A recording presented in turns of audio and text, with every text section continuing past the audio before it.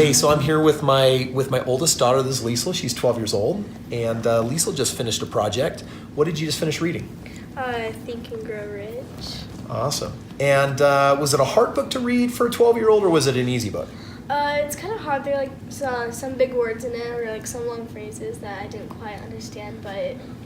Yeah, and totally some different concepts than you're learning in some of your fantasy novels. Mm-hmm. So Liesel's an avid reader. This year you read how many books in school? So far, 65. 65 different books in school. And these are like the big fatties, like the Harry Potter series. And what are some of your other favorite books? Michael Vey, Fablehaven.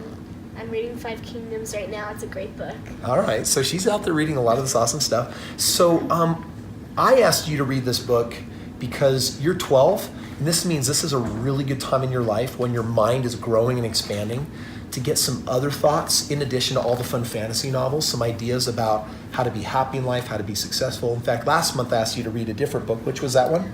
Rich Dad Poor Dad. Rich Dad Poor Dad. What was that book about? It's about this man, I forgot his name. Robert Kiyosaki. Oh yeah. So he talked about when he was little and his experiences he had and like his learning and growing opportunities. Yeah. And what do you think this book was about? This whole idea of think and grow rich. What do you think Napoleon is trying to say here? He's like giving like good tips and like talking about what people are afraid of and how to like prevent that or like help to sort of like help with that. Yeah, totally. So in my household, once in a while, I resort to bribery. So actually, I paid Liesel $50 for reading the book, creating a 5-page report on what she learned from the book, and she gets to put that money towards her future and some of the entrepreneurial endeavors that she and I are working on. But I'm super proud of you because for a 12-year-old, not an easy book to read, but I think you got, from what I read here, I think you got a lot out of it. As you think about maybe a part of the book that stuck out the most to you, what's a part that you remember him talking about? Like people's fears. He talked a lot about that in this huge section.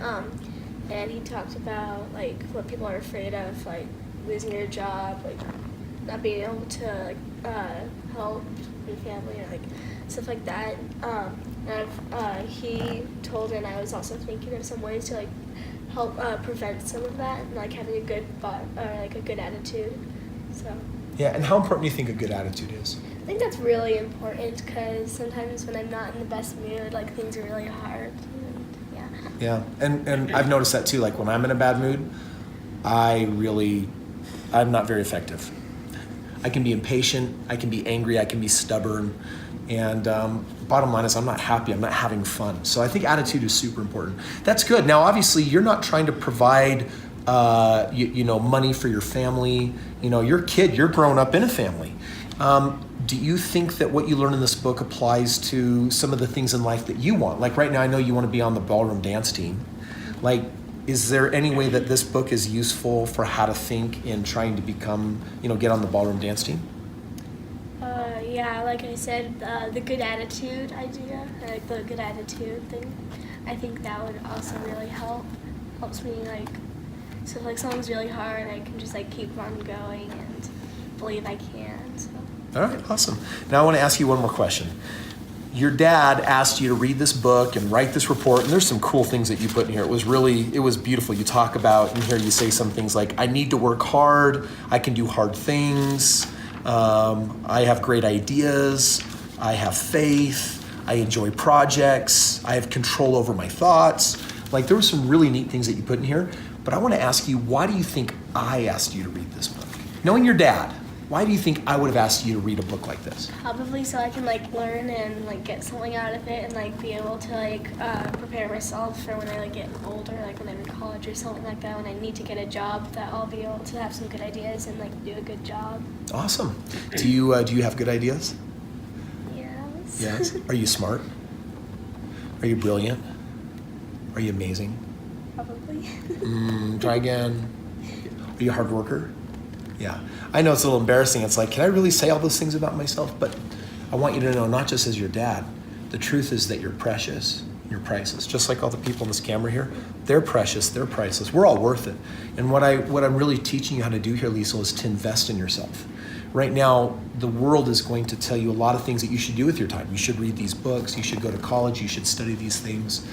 And in the end, I think it's important that you learn how to keep investing in yourself, because this brain, God gave you this amazing mind that has so much capacity, but we're only using it if we're learning and growing. One of the last things I saw in here that I just wanted to ask you about is you said that failure is an important part of success.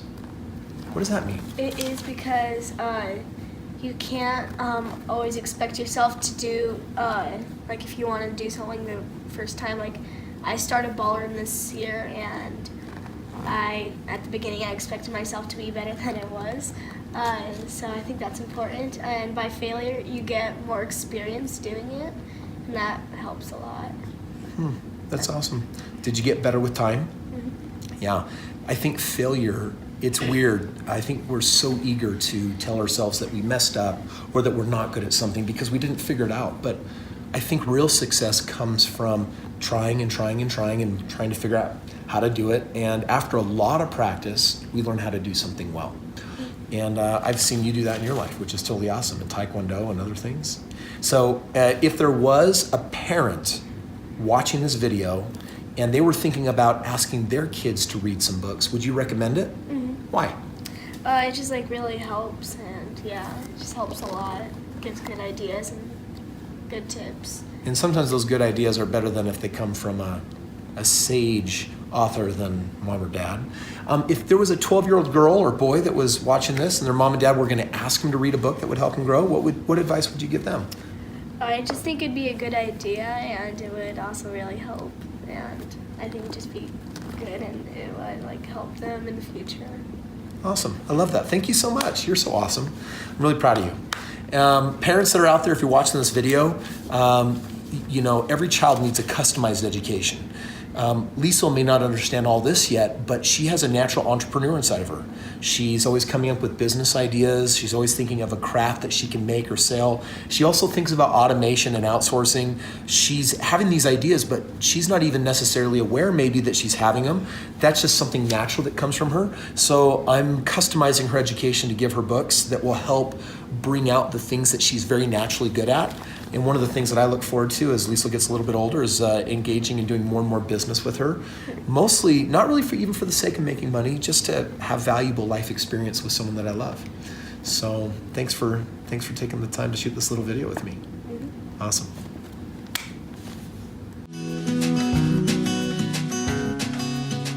I love the responsibility of being a parent. It's awesome. It's a huge responsibility because each of my children is like this science experiment. I got 4 little science experiments and they're all different. They're all unique. The world's trying to cram stuff down their throat. I'm trying to have an impact on them.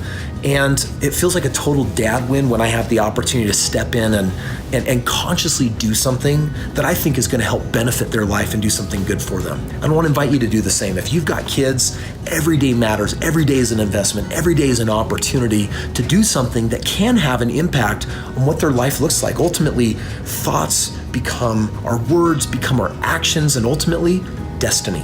Parents, we got a big say in what that destiny looks like. Thank you for watching today's video. Be sure to subscribe, ring the bell so I can share with you more of my personal insights, experiences, and please comment below and share yours.